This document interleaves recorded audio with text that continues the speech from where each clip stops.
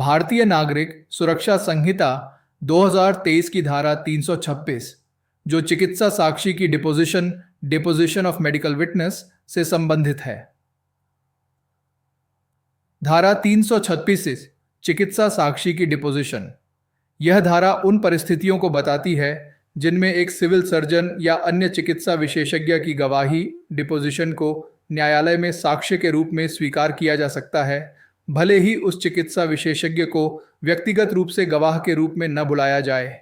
यह प्रावधान न्यायिक प्रक्रिया को और अधिक कुशल बनाने के लिए है, खासकर चिकित्सा गवाहों की व्यस्तता को देखते हुए। एक सिविल सर्जन या अन्य चिकित्सा साक्षी अदर मेडिकल विटनेस की डिपोजिशन जो अभियुक्त की उपस्थिति में एक मजिस्ट्रेट द्वारा ली और सत्यापित अटेस्टेड की गई है या इस अध्याय के अधीन कमीशन पर ली गई है, इस संहिता के अधीन किसी भी जांच, विचारण या अन्य कार्यवाही में साक्ष्य के रूप में दी जा सकती है, भले ही डिपोजेंट को गवाह के रूप में न बुलाया जाए। सरल शब्दों में समझने के लिए इसे तोड़कर देखते हैं। ओ किसकी गवाही? एक सिविल सर्जन जैसे सरकारी अस्पताल के डॉक्टर या किसी अन्य चिकित्सा विशेषज्ञ मेडिकल विटनेस की गवाही। ओ कैसे ली गई हो? 1. या तो अभियुक्त की उपस्थिति में एक मजिस्ट्रेट द्वारा ली गई हो और सत्यापित अटेस्टेड की गई हो, यानी मजिस्ट्रेट ने खुद गवाही दर्ज की हो और उस पर अपने हस्ताक्षर किए हों और आरोपी उस समय मौजूद हो। 2. या इस अध्याय BNSS के अध्याय XXV जो कमीशन से संबंधित है के तहत कमीशन पर ली गई हो, यानी किसी अधिकारी ने डॉक्टर के पास जाकर उसकी गवाही दर्ज की हो। वो क्या उपयोग है? ऐसी दर्ज की गई गवाही डिपोजिशन को भारतीय नागरिक सुरक्षा संहिता के तहत चल रही किसी भी जांच, मुकदमे, विचारण या अन्य कार्यवाही में साक्ष्य के रूप में दिया जा सकता है।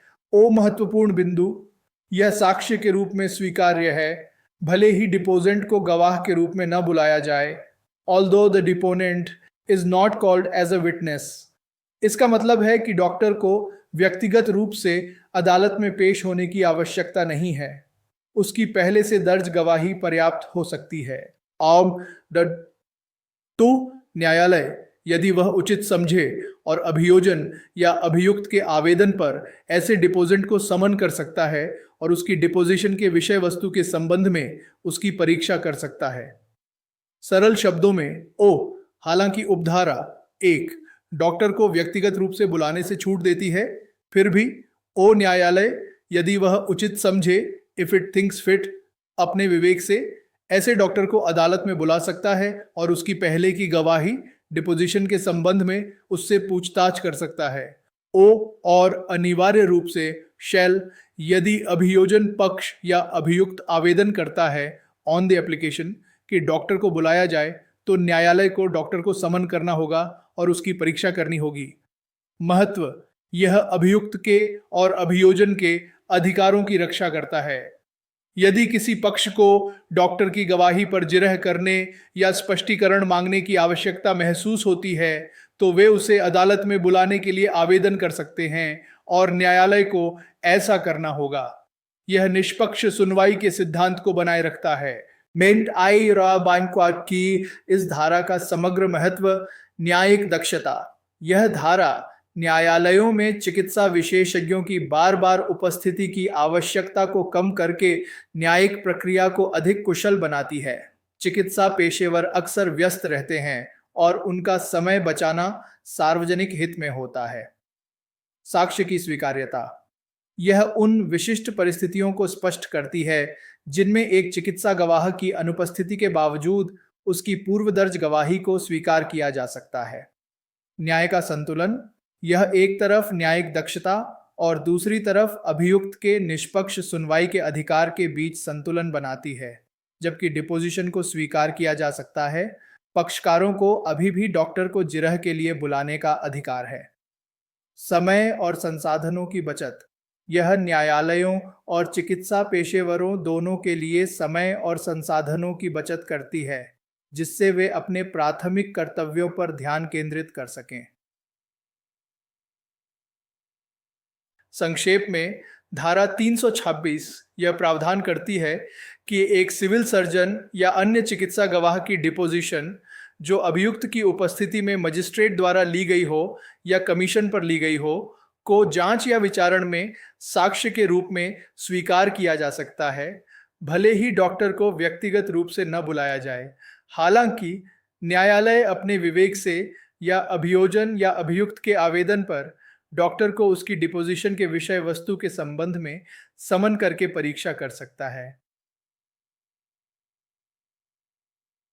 भारतीय नागरिक सुरक्षा संहिता 2023 की धारा 327, जो मजिस्ट्रेट की पहचान report, identification report of magistrate से संबंधित है। धारा 327, मजिस्ट्रेट की पहचान रिपोर्ट। यह धारा उन परिस्थितियों को बताती है जिनमें एक कार्यपालक मजिस्ट्रेट, एग्जीक्यूटिव मैजिस्ट्रेट द्वारा तैयार की गई पहचान, आइडेंटिफिकेशन रिपोर्ट को न्यायालय में साक्ष्य के रूप में स्वीकार किया जा सकता है, भले ही उस मजिस्ट्रेट को व्यक्तिगत रूप से गवाह के रूप में न बुलाया जाए। यह प्रावधान न्यायिक प्रक्रिया को और अधिक कुशल बनाने के लिए है। 1. किसी व्यक्ति या संपत्ति के संबंध में एक कार्यपालक मजिस्ट्रेट के हस्ताक्षर के अधीन पहचान की रिपोर्ट प्रतीत होने वाला कोई भी दस्तावेज इस संहिता के अधीन किसी भी जांच, विचारण या अन्य कार्यवाही में साक्ष्य के रूप में उपयोग किया जा सकता है, भले ही ऐसे मजिस्ट्रेट को गवाह के रूप में न बुलाया जाए। सरल शब्दों में समझने के लिए इसे तोड़कर देखते हैं। ओ किसकी रिपोर्ट? एक कार्यपालक मजिस्ट्रेट, एग्जीक्यूटिव मैजिस्ट्रेट की रिपोर्ट। कार्यपालक मजिस्ट्रेट आमतौर पर प्रशासनिक कर्तव्यों के साथ साथ कुछ न्यायिक या अर्ध न्यायिक कार्य भी करते हैं, जैसे पहचान परेड, आइडेंटिफिकेशन परेड आयोजित करना। वो किसके बारे में? यह रिपोर्ट किसी व्यक्ति की पहचान, जैसे संदिग्ध की पहचान, या किसी संपत्ति की पहचान, जैसे चोरी की गई वस्तु की पहचान से संबंधित हो सकती है। ओ प्रारूप, यह एक दस्तावेज, डॉक्यूमेंट है जो ऐसी रिपोर्ट होने का प्रतीत होता है, purporting to be, और उस पर कार्यपालक मजिस्ट्रेट के हस्ताक्षर अंडर द हैंड हैं। ओ उपयोग, ऐसी रिपोर्ट को भारतीय नागरिक सुरक्षा संहिता के तहत चल रही किसी भी जांच, मुकदमे, विचारण या अन्य कार्यवाही में साक्ष्य के रूप में उपयोग किया जा सकता है। ओ महत्वपूर्ण बिंदु, यह रिपोर्ट साक्ष्य के रूप में स्वीकार्य है, भले ही ऐसे मजिस्ट्रेट को गवाह के रूप में न बुलाया जाए, although such magistrate is not called as a witness। इसका मतलब है कि कार्यपालक मजिस्ट्रेट को व्यक्तिगत रूप से अदालत में पेश होने की आवश्यकता नहीं है, उसकी रिपोर्ट पर्याप्त हो सकती है। परंतु जहां ऐसी रिपोर्ट में किसी संदिग्ध या गवाह का कोई ऐसा बयान शामिल है जिस पर भारतीय साक्ष्य अधिनियम 2023 की धारा 19, धारा 26, धारा 27, धारा 118 या धारा 160 के प्रावधान लागू होते हैं, तो ऐसे बयान का उपयोग इस उपधारा के अधीन उन धाराओं के प्रावधानों के अनुसार ही किया जाएगा। सरल शब्दों में, ओ यह एक महत्वपूर्ण अपवाद है। ओ यदि कार्यपालक मजिस्ट्रेट की पहचान रिपोर्ट में किसी संदिग्ध, सस्पेक्ट या गवाह, विटनेस का ऐसा कोई बयान है। ओ जिस पर भारतीय साक्ष्य अधिनियम 2023, BSA 2023 की विशिष्ट धाराएं धारा 19, 26, 27, 168 या 160 लागू होती हैं। ये धाराएं आमतौर पर स्वीकारोक्ति, कन्फेशन, पुलिस हिरासत में बयान या कुछ विशिष्ट परिस्थितियों में बयान की स्वीकार्यता से संबंधित होती है। ओ तो ऐसे बयान का उपयोग इस धारा 347 के तहत तभी किया जाएगा जब वह भारतीय साक्ष्य अधिनियम की उन संबंधित धाराओं के प्रावधानों का भी पालन करता हो। महत्व यह सुनिश्चित करता है कि कार्यपालक मजिस्ट्रेट की रिपोर्ट में निहित किसी भी स्वीकारोक्ति या बयान का उपयोग केवल तभी किया जाए जब वे भारतीय साक्ष्य अधिनियम द्वारा निर्धारित कठोर शर्तों को पूरा करते हों, जिससे अभियुक्त के अधिकारों की रक्षा हो सके। यह मनमाने उपयोग को रोकता है। 2. न्यायालय यदि वह उचित समझे और अभियोजन या अभियुक्त के आवेदन पर ऐसे मजिस्ट्रेट को समन कर सकता है और उक्त रिपोर्ट के विषय वस्तु के संबंध में उसकी परीक्षा कर सकता है। सरल शब्दों में, ओ हालांकि उपधारा 1 कार्यपालक मजिस्ट्रेट को व्यक्तिगत रूप से बुलाने से छूट देती है, फिर भी ओ न्यायालय यदि वह उचित समझे, इफ इट थिंक्स फिट, अपने विवेक से ऐसे कार्यपालक मजिस्ट्रेट को अदालत में बुला सकता है और उसकी पहचान रिपोर्ट के संबंध में उससे पूछताछ कर सकता है। ओ और अनिवार्य रूप से शैल, यदि अभियोजन पक्ष या अभियुक्त आवेदन करता है ऑन द एप्लीकेशन कि मजिस्ट्रेट को बुलाया जाए, तो न्यायालय को कार्यपालक मजिस्ट्रेट को समन करना होगा और उसकी परीक्षा करनी होगी, जैसे उस पर जिरह करनी। महत्व: यह अभियुक्त के और अभियोजन के अधिकारों की रक्षा करता है। यदि किसी पक्ष को रिपोर्ट की शुद्धता या कार्यपालक मजिस्ट्रेट की प्रक्रिया पर संदेह होता है, तो वे उसे अदालत में बुलाने के लिए आवेदन कर सकते हैं और न्यायालय को ऐसा करना होगा। यह निष्पक्ष सुनवाई के सिद्धांत को बनाए रखता है। इस धारा का समग्र महत्व: न्यायिक दक्षता। यह धारा न्यायालयों में कार्यपालक मजिस्ट्रेटों की बार बार उपस्थिति की आवश्यकता को कम करके न्यायिक प्रक्रिया को अधिक कुशल बनाती है। पहचान परेड की रिपोर्ट अक्सर प्रक्रियात्मक होती है और मजिस्ट्रेटों को हर बार व्यक्तिगत रूप से बुलाने से उनके प्रशासनिक कार्यों में बाधा आ सकती है। साक्ष्य की स्वीकार्यता: यह उन विशिष्ट परिस्थितियों को स्पष्ट करती है जिनमें एक कार्यपालक मजिस्ट्रेट की अनुपस्थिति के बावजूद उसकी रिपोर्ट को स्वीकार किया जा सकता है। न्याय का संतुलन: यह एक तरफ न्यायिक दक्षता और दूसरी तरफ अभियुक्त के निष्पक्ष सुनवाई के अधिकार के बीच संतुलन बनाती है। जबकि रिपोर्ट को स्वीकार किया जा सकता है, पक्षकारों को अभी भी मजिस्ट्रेट को जिरह के लिए बुलाने का अधिकार है।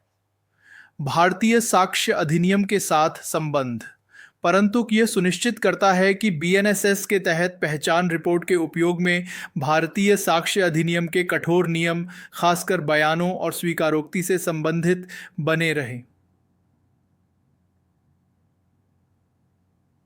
संक्षेप में, धारा 327 यह प्रावधान करती है कि एक कार्यपालक मजिस्ट्रेट की पहचान रिपोर्ट व्यक्ति या संपत्ति की को जांच या विचारण में साक्ष्य के रूप में उपयोग किया जा सकता है, भले ही मजिस्ट्रेट को व्यक्तिगत रूप से न बुलाया जाए। हालांकि यदि रिपोर्ट में कोई ऐसा बयान है जिस पर भारतीय साक्ष्य अधिनियम की विशिष्ट धाराएं लागू होती हैं, तो उसका उपयोग उन्हीं धाराओं के अनुसार होगा। न्यायालय अपने विवेक से या अभियोजन या अभियुक्त के आवेदन पर ऐसे मजिस्ट्रेट को उसकी रिपोर्ट के विषय वस्तु के संबंध में समन करके परीक्षा कर सकता है। भारतीय नागरिक सुरक्षा संहिता 2023 की धारा 328, जो टकसाल के अधिकारियों का साक्ष्य evidence of officers of mint से संबंधित है। धारा 328 टकसाल के अधिकारियों का साक्ष्य: यह धारा उन विशिष्ट सरकारी अधिकारियों द्वारा दी गई रिपोर्टों की स्वीकार्यता का प्रावधान करती है जो टकसाल, नोट प्रिंटिंग प्रेस, सुरक्षा प्रिंटिंग प्रेस, फोरेंसिक प्रयोगशालाओं और प्रश्नगत दस्तावेजों की जांच से संबंधित हैं। यह न्यायिक प्रक्रिया में विशेषज्ञ साक्ष्य को शामिल करने और साथ ही संवेदनशील जानकारी की सुरक्षा सुनिश्चित करती है। किसी भी टकसाल, मिंट या किसी नोट प्रिंटिंग प्रेस या किसी सुरक्षा printing press, security printing press, जिसमें स्टैंप और लेखन सामग्री नियंत्रक, controller of stamps and stationery का अधिकारी भी शामिल है, के एक राजपत्रित अधिकारी, गैजेटेड ऑफिसर के हस्ताक्षर के अधीन एक रिपोर्ट प्रतीत होने वाला कोई भी दस्तावेज या किसी फोरेंसिक विभाग या फोरेंसिक विज्ञान प्रयोगशाला के प्रभाग, फोरेंसिक डिपार्टमेंट और division of forensic science laboratory या किसी सरकारी प्रश्नगत दस्तावेज परीक्षक, government examiner of questioned documents या किसी राज्य प्रश्नगत दस्तावेज परीक्षक, state examiner of questioned documents, जैसा कि केंद्र सरकार अधिसूचना द्वारा इस संबंध में निर्दिष्ट कर सकती है कि रिपोर्ट किसी भी मामले या वस्तु पर जिसे इस संहिता के अधीन किसी कार्यवाही के दौरान परीक्षा और रिपोर्ट के लिए विधिवत रूप से उसे प्रस्तुत किया गया है, इस संहिता के अधीन किसी भी जांच, विचारण या अन्य कार्यवाही में साक्ष्य के रूप में उपयोग किया जा सकता है, भले ही ऐसे अधिकारी को गवाह के रूप में न बुलाया जाए। सरल शब्दों में समझने के लिए इसे तोड़कर देखते हैं। किनकी रिपोर्ट टकसाल, जहां सिक्के बनते हैं, नोट या सुरक्षा प्रिंटिंग प्रेस, जहां करेंसी नोट या सुरक्षा दस्तावेज छपते हैं, के राजपत्रित अधिकारी की। इसमें स्टैंप और लेखन सामग्री नियंत्रक का अधिकारी भी शामिल है, किसी फोरेंसिक विभाग या फोरेंसिक विज्ञान प्रयोगशाला के किसी अधिकारी की, किसी सरकारी प्रश्नगत दस्तावेज परीक्षक जीईक्यूडी या राज्य प्रश्नगत दस्तावेज परीक्षक एसईक्यूडी की, इनको केंद्र सरकार अधिसूचना द्वारा नामित कर सकती है। ओ किसके बारे में, किसी भी ऐसे मामले या वस्तु, मैटर और थिंग पर जिसे इन अधिकारियों को जांच और रिपोर्ट के लिए विधिवत रूप से प्रस्तुत किया गया हो, जैसे जाली नोटों की जांच, फोरेंसिक नमूने या संदिग्ध हस्तलेखन। ओ उपयोग, ऐसी रिपोर्ट को भारतीय नागरिक सुरक्षा संहिता के तहत किसी भी जांच, मुकदमे, विचारण या अन्य कार्यवाही में साक्ष्य के रूप में उपयोग किया जा सकता है। ओ महत्वपूर्ण बिंदु, यह साक्ष्य के रूप में स्वीकार्य है, भले ही ऐसे अधिकारी को गवाह के रूप में न बुलाया जाए। Although such officer is not called as a witness. इसका मतलब है कि विशेषज्ञ अधिकारी को व्यक्तिगत रूप से अदालत में पेश होने की आवश्यकता नहीं है, उसकी लिखित रिपोर्ट पर्याप्त हो सकती है। महत्व, यह विशेषज्ञ साक्ष्य को अदालती कार्यवाही में तेजी से शामिल करने में मदद करता है, जिससे इन महत्वपूर्ण अधिकारियों के समय की बचत होती है। तो न्यायालय, यदि वह उचित समझे, ऐसे अधिकारी को समन कर सकता है और उसकी रिपोर्ट के विषय वस्तु के संबंध में उसकी परीक्षा कर सकता है, परंतु कोई भी ऐसा अधिकारी उन अभिलेखों को प्रस्तुत करने के लिए समन नहीं किया जाएगा जिन पर रिपोर्ट आधारित है। सरल शब्दों में, ओ उपधारा 1 द्वारा दी गई छूट के बावजूद ओ न्यायालय, यदि वह उचित समझे, इफ इट थिंक्स फिट, अपने विवेक से ऐसे अधिकारी को अदालत में बुला सकता है और उसकी रिपोर्ट के संबंध में उससे पूछताछ कर सकता है, जैसे उस पर जिरह करनी। ओ परंतु प्रोवाइजो, एक महत्वपूर्ण सीमा यह है कि ऐसे अधिकारी को उन मूल अभिलेखों, रिकॉर्ड्स को अदालत में लाने के लिए समन नहीं किया जाएगा जिन पर उसकी रिपोर्ट आधारित है, जैसे फोरेंसिक प्रयोगशाला के कच्चे डेटा या आंतरिक दस्तावेज। महत्व, यह अभियुक्त के और अभियोजन के अधिकारों की रक्षा करता है, जिससे उन्हें विशेषज्ञ से स्पष्टीकरण मांगने या उसकी राय को चुनौती देने का अवसर मिलता है। हालांकि यह सार्वजनिक सुरक्षा और संवेदनशील जानकारी की गोपनीयता की भी रक्षा करता है। 3. भारतीय साक्ष्य अधिनियम 2023 की धारा 129 और 130 के प्रावधानों पर प्रतिकूल प्रभाव डाले बिना ऐसे किसी भी अधिकारी को जनरल मैनेजर या टकसाल, नोट सुरक्षा प्रिंटिंग, प्रेस फोरेंसिक विभाग, फोरेंसिक विज्ञान प्रयोगशाला, सरकारी या राज्य प्रश्नगत दस्तावेज परीक्षक संगठन के प्रभारी किसी अधिकारी की अनुमति के बिना अनुमति नहीं दी जाएगी। ए, किसी भी अप्रकाशित आधिकारिक अभिलेखों से प्राप्त कोई भी साक्ष्य जिस पर रिपोर्ट आधारित है देने की, या बे, मामले या वस्तु की परीक्षा के दौरान उसके द्वारा लागू किए गए किसी भी परीक्षण की प्रकृति या विवरण प्रकट करने की। सरल शब्दों में, ओ यह उपधारा भारतीय साक्ष्य अधिनियम 2023 की धारा 129 और 130, जो गोपनीय आधिकारिक संचार और राज्य के मामलों के संबंध में विशेषाधिकार से संबंधित हो सकती है, के प्रावधानों के अतिरिक्त है। ओ इन विशेषज्ञों, टकसाल अधिकारी, फोरेंसिक विशेषज्ञ आदि को अपने वरिष्ठ अधिकारी जैसे जनरल मैनेजर या प्रभारी अधिकारी की अनुमति के बिना, एक, अप्रकाशित रिकॉर्ड से साक्ष्य, किसी भी अप्रकाशित आधिकारिक रिकॉर्ड, अनपब्लिश्ड ऑफिशियल रिकॉर्ड्स जो गोपनीय हो सकते हैं, से कोई भी जानकारी या साक्ष्य देने की अनुमति नहीं होगी जिस पर उनकी रिपोर्ट आधारित है। 2. परीक्षण का विवरण, उनके द्वारा जांच में लागू किए गए किसी भी परीक्षण की प्रकृति या विवरण, नेचर और पार्टिकुलर्स ऑफ एनी टेस्ट को प्रकट करने की अनुमति नहीं होगी। महत्व, यह प्रावधान राष्ट्रीय सुरक्षा, सार्वजनिक हित और महत्वपूर्ण वैज्ञानिक प्रक्रियाओं की गोपनीयता बनाए रखने के लिए महत्वपूर्ण है। यह सुनिश्चित करता है कि संवेदनशील जानकारी जैसे नोट प्रिंटिंग तकनीक या फोरेंसिक विश्लेषण के गोपनीय तरीके बिना अनुमति के सार्वजनिक न हो।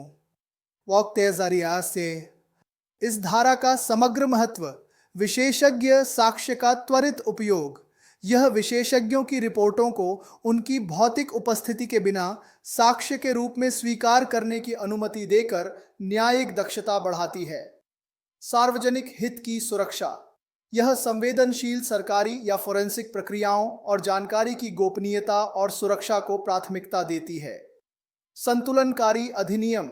यह निष्पक्ष सुनवाई के अभियुक्त के अधिकार, विशेषज्ञ की जिरह का अधिकार और सार्वजनिक हित संवेदनशील जानकारी की सुरक्षा के बीच संतुलन बनाती है। जवाबदेही और पारदर्शिता। सीमित। अधिकारी की रिपोर्ट पर जिरह का अधिकार जवाबदेही लाता है, लेकिन गोपनीय जानकारी की सुरक्षा की सीमाएं हैं। संक्षेप में धारा 328 यह प्रावधान करती है कि टकसाल प्रिंटिंग प्रेस, फोरेंसिक प्रयोगशालाओं या प्रश्नगत दस्तावेज परीक्षक के राजपत्रित अधिकारी की रिपोर्ट को जांच या विचारण में साक्ष्य के रूप में उपयोग किया जा सकता है, भले ही अधिकारी को व्यक्तिगत रूप से न बुलाया जाए। न्यायालय ऐसे अधिकारी को रिपोर्ट के संबंध में समन कर सकता है, लेकिन वह उन अभिलेखों को लाने के लिए बाध्य नहीं होगा जिन पर रिपोर्ट आधारित है। इसके अलावा अधिकारी को अपने वरिष्ठ की अनुमति के बिना अप्रकाशित रिकॉर्ड से साक्ष्य देने या परीक्षणों का विवरण प्रकट करने की अनुमति नहीं होगी। भारतीय नागरिक सुरक्षा संहिता 2023 की धारा 329 जो कुछ सरकारी वैज्ञानिक विशेषज्ञों की रिपोर्टें, reports of certain government scientific experts से संबंधित है। धारा 329 कुछ सरकारी वैज्ञानिक विशेषज्ञों की रिपोर्टें। यह धारा उन विशिष्ट सरकारी वैज्ञानिक विशेषज्ञों की रिपोर्टों को न्यायालय में साक्ष्य के रूप में स्वीकार करने का प्रावधान करती है और यह भी बताती है कि यदि उन्हें न्यायालय में बुलाया जाता है तो वे कैसे कार्य करेंगे। यह विशेषज्ञ साक्ष्य को शामिल करने की प्रक्रिया को सरल बनाती है, जबकि न्याय के सिद्धांतों को भी बनाए रखती है। किसी भी सरकारी वैज्ञानिक विशेषज्ञ के हस्ताक्षर के अधीन एक रिपोर्ट प्रतीत होने वाला कोई भी दस्तावेज जिस पर यह धारा लागू होती है, किसी भी मामले या वस्तु पर जिसे इस संहिता के अधीन किसी कार्यवाही के दौरान परीक्षा या विश्लेषण और रिपोर्ट के लिए विधिवत रूप से उसे प्रस्तुत किया गया है, इस संहिता के अधीन किसी भी जांच, विचारण या अन्य कार्यवाही में साक्ष्य के रूप में उपयोग किया जा सकता है। सरल शब्दों में, जब कोई सरकारी वैज्ञानिक विशेषज्ञ जिनकी सूची उपधारा 4 में दी गई है, किसी मामले या वस्तु जैसे रक्त का नमूना, कोई विस्फोटक या फिंगरप्रिंट की जांच या विश्लेषण करके रिपोर्ट बनाता है, और उस रिपोर्ट पर उसके हस्ताक्षर हैं, तो उस रिपोर्ट को भारतीय नागरिक सुरक्षा संहिता के तहत चल रही किसी भी जांच, मुकदमे, विचारण या अन्य कार्यवाही में साक्ष्य के रूप में उपयोग किया जा सकता है। महत्व: यह विशेषज्ञ साक्ष्य को अदालती कार्यवाही में शामिल करने की प्रक्रिया को सुव्यवस्थित करती है, जिससे इन विशेषज्ञों को हर मामले में व्यक्तिगत रूप से अदालत में पेश होने की आवश्यकता नहीं होती।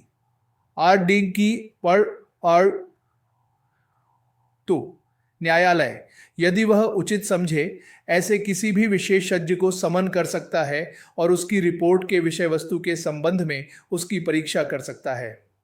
सरल शब्दों में, उपधारा 1 द्वारा दी गई छूट के बावजूद न्यायालय, यदि वह उचित समझे, इफ इट थिंक्स फिट, अपने विवेक से ऐसे विशेषज्ञ अधिकारी को अदालत में बुला सकता है और उसकी रिपोर्ट के संबंध में उससे पूछताछ कर सकता है, जैसे उस पर जिरह करनी।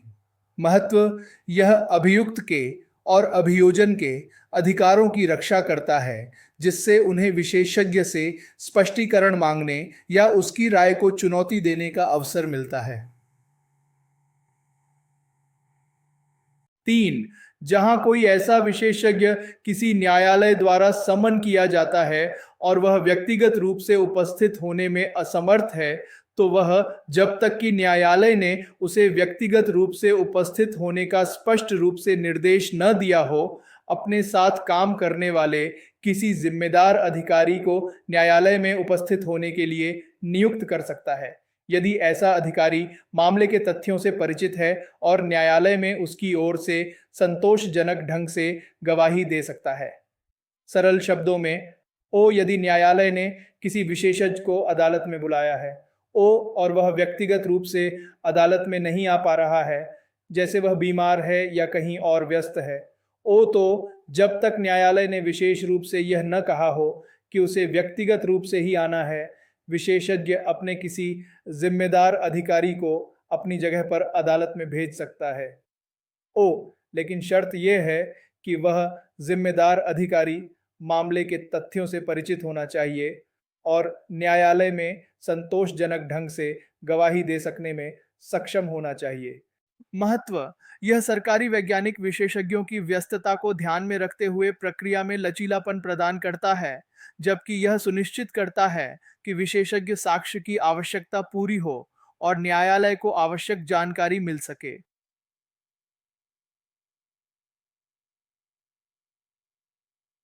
4. यह धारा निम्नलिखित सरकारी वैज्ञानिक विशेषज्ञों पर लागू होती है, अर्थात सरल शब्दों में यह उन विशेषज्ञों की सूची है जिनकी रिपोर्ट इस धारा के तहत साक्ष्य के रूप में स्वीकार्य है।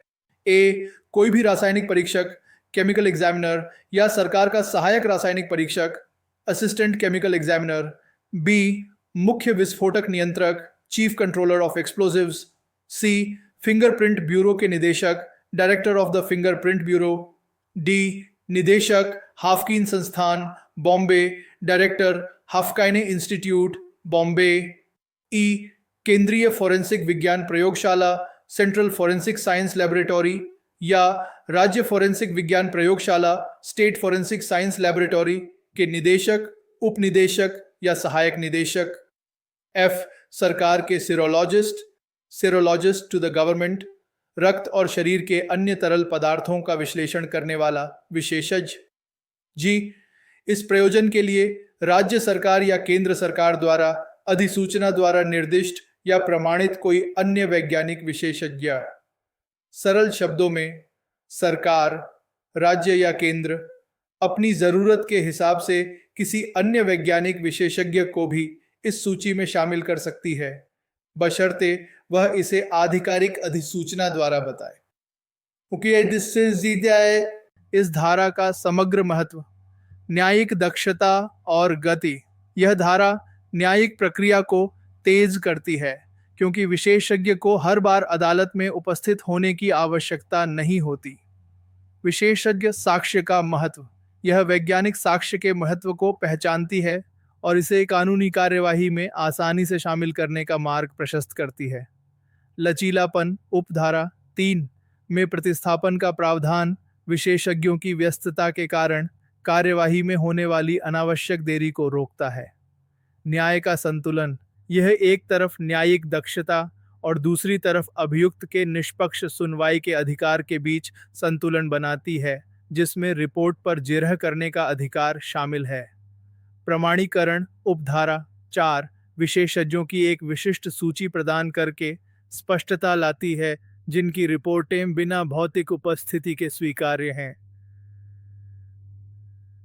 संक्षेप में, धारा 329 यह प्रावधान करती है कि कुछ विशेष सरकारी वैज्ञानिक विशेषज्ञों जैसे रासायनिक परीक्षक, फोरेंसिक लैब के निदेशक, फिंगरप्रिंट ब्यूरो के निदेशक आदि की रिपोर्टों को जांच या विचारण में साक्ष्य के रूप में उपयोग किया जा सकता है। न्यायालय ऐसे विशेषज्ञ को समन कर सकता है, लेकिन यदि वह व्यक्तिगत रूप से उपस्थित नहीं हो सकता और न्यायालय ने विशेष निर्देश नहीं दिया है, तो वह अपने किसी जिम्मेदार अधिकारी को अपनी ओर से भेज सकता है जो मामले से परिचित हो।